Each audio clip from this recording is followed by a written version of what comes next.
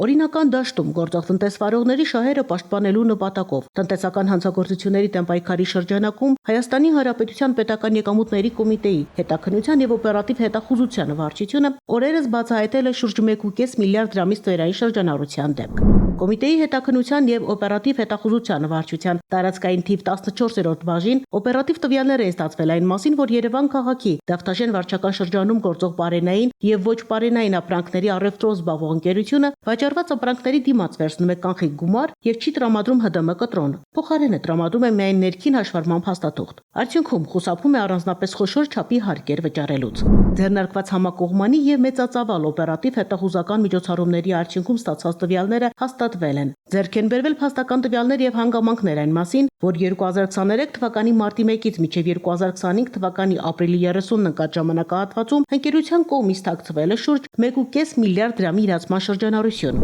Փաստական տվյալների հիմքով կատարվել է պատճառված վնասի նախնական հաշվարկ, ըստ որի պետությանը պատճառվել է շուրջ 430 միլիոն ՀՀ դրամի վնաս։ Դեպքի առթիվ հաղորդում է ներկայացվել Հայաստանի Հանրապետության քննչական կոմիտեի տնտեսական հանցագործությունների եւ մաքսանենգությունների քննության գլխավոր վարչություն, որտեղ նախաձեռնվել է քրեական վարույթ։ Հիշեցնենք, արկա իրավակարգավորումների համաձայն վաճառքից գանձված գումարների մուտքագրումը հսկիչ ժամարկային մեքենա պարտադիր է։ Ընդ որում նշված պահանջի պարբերաբար չկատարումը կարող է վկայել նաև Հայաստանի Հանրապետության քրեական օրենսգրքով նախատեսված հանցագործությունների մասին։ Ուստի ՊԿ հորդորում է ձեռնարկատիրական գործունեությամբ զբաղվող անձանց օրենքի պահանջը ընդունել ի գիտություն եւ ապօրինություններ թույլ չտալ։